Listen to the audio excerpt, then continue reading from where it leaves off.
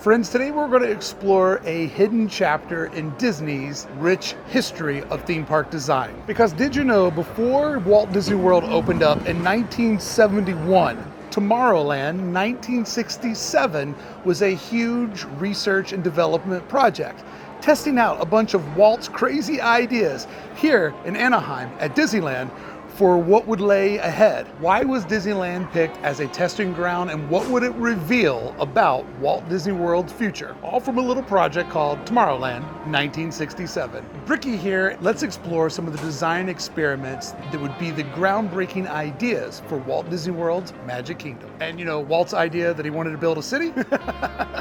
In the same year that Walt Disney's vision of the future, a world on the move, opened in Disneyland's Tomorrowland, another monumental project was beginning to take shape. On May 30th, 1967, the official groundbreaking for Walt Disney World would take place, as Tomorrowland 1967 became a testing ground for innovative concepts. The Florida project was officially breaking its own ground, marking the beginning of a new era in Disney theme park design and history. It seems there were some concepts that Walt Disney already had after 10 years of real-world research here at Disneyland. These are ideas that he wanted to expand upon, but what exactly were some of these ideas, and how did they prove a success here and worthy of being replicated at the new Florida project? Imagineers used Tomorrowland as a real-world laboratory for several innovative concepts that would later be implemented at Walt Disney World, experimenting with new ideas in transportation, design, and technology. Imagine groundbreaking transportation systems like the PeopleMover, offering a glimpse into the future. Envision how the influence of underground tunnels reshaped the Disney experience, and how the futuristic aesthetics captivated millions. We'll explore how these concepts were not just Disneyland design theories, but became integral parts of Walt Disney World. Discover how corporate sponsorships help bring these dreams to life, and how the quest for innovation led to iconic attractions like Space Mountain. But how did these early experiments influence the larger plans for Walt Disney World, creating the groundwork for some of Disney World's most iconic attractions and design features?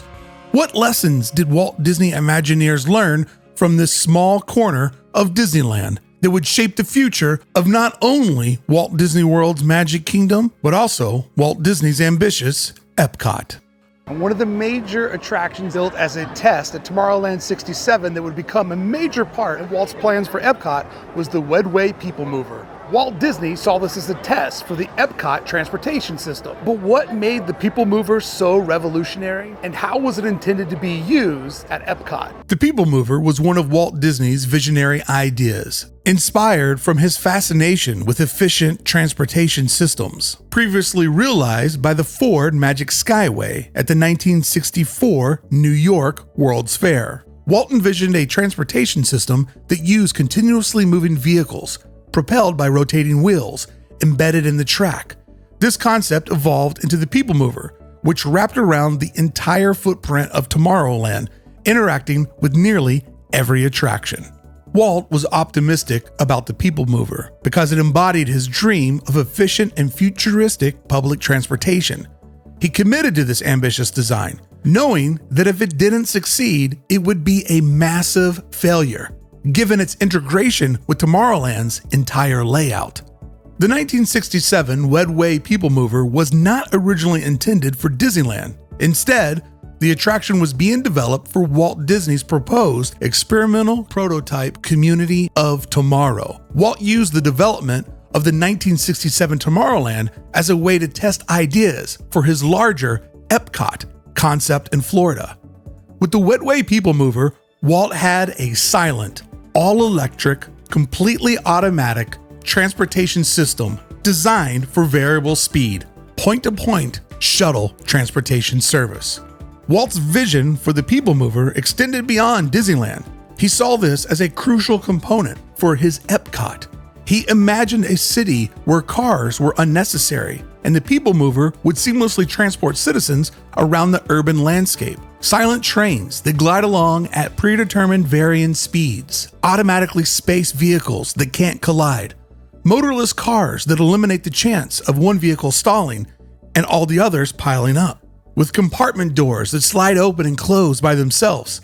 This was a transportation system on which passengers never have to wait for the journey to begin. Though Walt didn't live to see Epcot realize the PeopleMover concept he championed proved its worth. At Disneyland, the PeopleMover was an instant hit, beloved for its smooth ride and unique perspective on Tomorrowland. Disneyland fans miss the PeopleMover dearly and still have high hopes it might return someday. The ride's smooth, scenic journey and innovative design have left a lasting impression, and the nostalgia for this lost attraction runs deep. Hey friends, if you're enjoying today's deep dive on Tomorrowland on both coasts, do me a favor and subscribe to Hey Brickey. That helps me out so much, creating 3 of these high quality videos each and every week. I can't do it without you, so make sure you subscribe to Hey Brickey so we can keep going on all of these adventures together, where we look at the past of Disneyland so we can better predict its future. Thank you so much for showing up. Now let's get back to Tomorrowland 1967. But the PeopleMover didn't just stay in California. Its success led to its replication at the Magic Kingdom in Florida. Here, the PeopleMover was no longer a gamble, but a proven winner, allowing Disney to confidently dedicate valuable real estate to this innovative transportation system. Even though the PeopleMover never became a part of Epcot, its legacy lives on. The ride remains a favorite at the Magic Kingdom, symbolizing Walt Disney's enduring vision of a utopian future. This was another Tomorrowland 1967 experiment that forever changed the Magic Kingdom. Both Tomorrowland 1967 and the Tomorrowland that would appear at Florida would share a lot of similar attractions, but also a near identical layout. Tomorrowland 1967 wasn't just a glimpse into the future, it was an audition stage for attractions that could make their way to Disney World. Replicating what was successful at Disneyland was not only cheaper, but also a strategic move. Imagineers used Tomorrowland as a real-world testing ground, refining attractions before bringing them to a larger scale in Florida. Attractions like the Carousel of Progress, originally showcased at the 1964 New York World's Fair, found a new home in Tomorrowland 1967, before eventually making its way to the Magic Kingdom. The PeopleMover, a vision of future transportation, was another concept that debuted here and later became a staple at Walt Disney World. Another notable attraction was Flight to the Moon, which simulated a journey through space and captured the imagination of countless visitors all along the way. Adventure through inner space would be the first application of the OmniMover technology. 123 Atomobiles traveled a little over 1 mile per hour, each carrying 2 passengers and loading every 3 seconds from a revolving turntable. The ride's capacity was a staggering 3,200 guests per hour. Walt Disney World would never get Adventure Through Inner Space, but it would end up getting countless OmniMover attractions. And even though this attraction was short-lived, its mechanics live on forever in nearly every Disney park around the globe. And both parks would be designed with an expansion pad for Space Mountain. But let's break down why Magic Kingdom would get Space Mountain before Disneyland, where it was originally designed to go in the first place. This futuristic roller coaster concept began in the mid-60s with Walt Disney's vision of a dark, controlled indoor coaster that would finally take his guests into what felt like outer space. Despite its early inception, it wasn't built at Disneyland first due to the technology not fully existing yet and the limited budget to make that technology happen. However, WDI believed in Walt Disney's vision so much that they planned both Disneyland and Magic Kingdom to have available expansion pads for it when technology would finally catch up with Walt Disney. This was a gamble, a space reserved for an attraction that didn't exist yet, and no one knew if it was technically going to be possible. But Walt Disney, and eventually in his absence, WDI, trusted their gut, and it paid off. Space Mountain became one of the most popular attractions for decades and still is today. What lessons from Tomorrowland 1967 gave them the confidence to take such futuristic risks? Something that's maybe not totally fun for the fans to think about, but Tomorrowland 1967 fully embraced corporate sponsors in a way that Disney hadn't until back in the opening days of the park in 1955. This was once again another experiment for Epcot, where Disney's idea was to get other countries to pay for the World Showcase and technology companies to pay for the future world in the front of the park. And how would these corporate sponsorships prove the template of business relationships and theme park design that Disney would fully embrace to create Epcot, where this way of thinking wouldn't work today with a lot of the IP-centered attractions, but back in Tomorrowland 67, the idea was, how do we make attractions based under themes that work really well with corporate sponsors? Tomorrowland 1967 was a hub of corporate sponsorships, with companies like Monsanto, McDonnell Douglas, Goodyear, and Bell Telephone sponsoring various attractions. These partnerships were crucial for funding the new innovations and ensuring the land reflected the cutting edge of technology and design. Attractions like Adventure Through Inner Space and the Carousel of Progress were prime examples, showcasing the latest advancements through corporate support. Epcot's Future World continued this tradition with pavilions like Spaceship Earth, The Land, and The Living Seas, sponsored by corporations such as AT&T, Kraft, and United Technologies.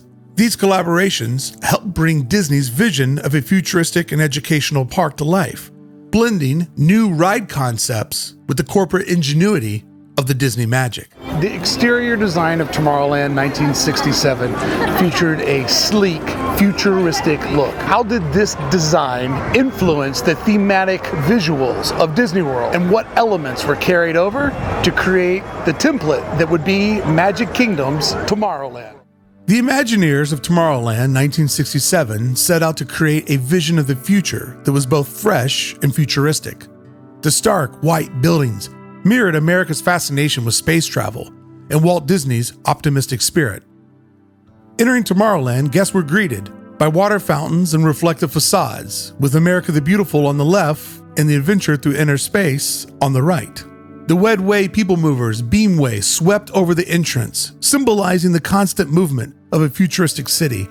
This transportation system, along with the multi-level theme building, became a prominent architectural feature replicated in Magic Kingdom's Tomorrowland. The same sense of motion and innovation was carried over to Florida, ensuring guests felt like they were stepping into the future.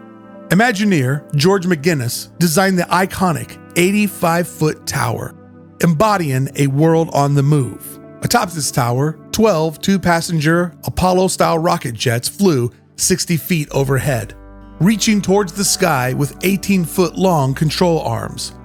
This design was directly brought over to the Magic Kingdom, where the rocket jets continue to soar above Tomorrowland, capturing the spirit of adventure and innovation. Famed Walt Disney Imagineer John Hench assisted in designing the supports for the PeopleMover beamway. He saw it as tree branches that were organic, with its soft, symmetrical shape and arches, contributing to a sense of comfort for guests, and was a design aesthetic adopted in the Magic Kingdom, reinforcing a cohesive look across both parks. The landscape architecture was also designed to enhance the experience from above, with views from the monorail, the PeopleMover, and the Skyway. Autopia received an upgrade with 160 Mark 7 cars, known as Stingrays, which were also used at the Magic Kingdom's Tomorrowland Speedway, demonstrating once again a consistent thematic element. The predominant color of the area was white, chosen for its timeless and optimistic qualities. It was often highlighted with blue or silver to mimic the futuristic look in contemporary appliances. This design reflected the nation's spirit during the space program era and was mirrored in the Magic Kingdom, showcasing an idealistic vision of the future that paralleled America's space ambitions. Tomorrowland's 1967 design not only inspired awe and wonder, but also set the stage for the architectural and aesthetic principles that would be carried over at the Magic Kingdom. These design choices solidified Tomorrowland's place as a cornerstone of Disney's imaginative vision, influencing theme park aesthetics for decades to come. Another major idea that Walt Disney wanted to test out here in Tomorrowland 67 was the idea of creating underground tunnels. Walt Disney wanted to create a tunnel as an experiment because he wanted to take backstage activities and push those out of the eyes of the guests to maintain the illusion that you were in another world by not seeing all the complicated pieces that make the magic happen. But let's break down how this first Disneyland tunnel was a huge experiment Walt Disney and the corporation was ready to bet on for their ambitious Florida project. This idea stemmed from Walt's desire to maintain the magic of Disneyland by hiding the real-world operations from the fantasy of its guests. Walt Disney hoped these tunnels would allow cast members to move around the park unnoticed, maintaining the illusion of a magical world. Tomorrowland 1967 was chosen as the testing ground for this ambitious idea, making a significant innovation in theme park design. But as always, Walt Disney's bigger vision was much grander. Conceptual art showed an elaborate, multi-leveled city encased under a glass, climate-controlled dome. A network of monorails and continuously moving trains would shuttle people from the city to the outlying residential neighborhoods and clusters of high-tech labs. This model city would be serviced from below, where conventional vehicles scurried about in underground tunnels, hidden like moles. The first Disney Underground Tunnel is located beneath Tomorrowland. It's not very large, but it was a bold experiment. The tunnel runs from the Circle Vision to the Carousel of Progress, serving as the forerunner to the underground utilidors at the Magic Kingdom in Florida. While Walt had grand plans for extensive uses, the tunnel primarily facilitated efficient backstage operations, such as transporting performers to the Tomorrowland Terrace stage, or delivering food to the Galactic Grill. Today, Disneyland continues to utilize the tunnel for logistical purposes, keeping the park running smoothly without disturbing the guest experience. Here's a little fun fact. The submarine lagoon's ocean floor illustrates how low the tunnel is compared to what we perceive as the ground level. Here in these construction photos, you can see Disney digging out the trench that would later become its pioneering tunnel. During the day, the Tomorrowland Terrace stage appeared to be a colorful, modern planter. With a push of a button, the planter became a canopy for the stage that rose from the ground. The musicians would already be in place, so there would be no need for a curtain. One of the Disneyland original mermaids shared that the first shift of mermaids would already be in the water by the time the park opened, and the mermaids would work a total of 8 hours a day, which to me sounds about like 7.5 hours too many. But the mermaids would get into their costumes in a tunnel inside the park at the lagoon, where they kept their tails during the day. The tunnel allowing the mermaids to perfectly keep the illusion of no guest ever seeing them outside of their body of water. The subterranean corridor also provided easier access to utility pipes that ran along the ceiling and walls. But what makes this tunnel truly special is its legacy. This experiment laid the foundation for the extensive utilidor system at Walt Disney World, influencing the architecture and design of the Magic Kingdom. This tunnel may have been the first, but it was far from the last, setting a precedent for behind-the-scenes innovation at Disney parks. Walt's idea for one tunnel that I'm standing directly on top of right now transformed the entire layout for the Magic Kingdom when they decided that the utilidor was the way to go, allowing a whole underground operation that makes the above ground experience seamless for the Disney guests. After all, it was just a singular tunnel with a couple of crazy ideas attached to it. But what did they learn that would set a whole new mindset for their ambitious Florida project, where tunnels would become a big part of how the magic works, and according to Walt's dreams, how he wanted a city to work. The innovative underground tunnel system tested at Tomorrowland 1967 literally laid the groundwork for an even more ambitious project at Disney World, the utilidors. The Magic Kingdom's utilidors are a network of tunnels that span a total of 8 acres, connecting a series of smaller basements rather than one giant underground space. These subterranean pathways were designed to keep the guest park operations seamless and invisible to the guest, maintaining the magic of the experience. After the research of Tomorrowland 1967 proved this theory to be correct, Disney could go all in on this system, creating tunnels that are built high enough and wide enough to accommodate delivery and maintenance trucks, allowing workers to replenish supplies and make repairs without intruding on the show above. The utilidors house essential infrastructure, including electricity conduits, pipes carrying heating, cooling, and drinking water, compressed air to power attractions, natural gas for restaurant ovens, and fiber optic cables for telecommunications. With 15 feet overhead, many of these brightly painted walls are color-coded to indicate what land lies above, helping workers navigate this complex underground network. While this system is not the experimental prototype community of tomorrow that Walt once envisioned, it borrows from the concept of an underground network of service tunnels to keep deliveries and infrastructure elements out of guest view. But maybe the most fascinating piece of equipment that lies beneath what we perceive as the ground level of Disney World, located within the utilidors, is the Digital Animation Control System, or DAX, which keeps the Vacation Kingdom running smoothly. This computer system orchestrates the hundreds of audio animatronic characters, ensuring they perform in perfect harmony. This underground network was inspired by the tunnel system tested in Tomorrowland 1967, demonstrating how a small experiment in Disneyland forever changed the infrastructure of the Magic Kingdom. But what other secrets did Imagineers test at Disneyland before bringing them to Florida? Make sure to watch this video where we uncover how Disney applied these lessons to Epcot, including the fascinating story of how the front half of Epcot is actually also on a second floor.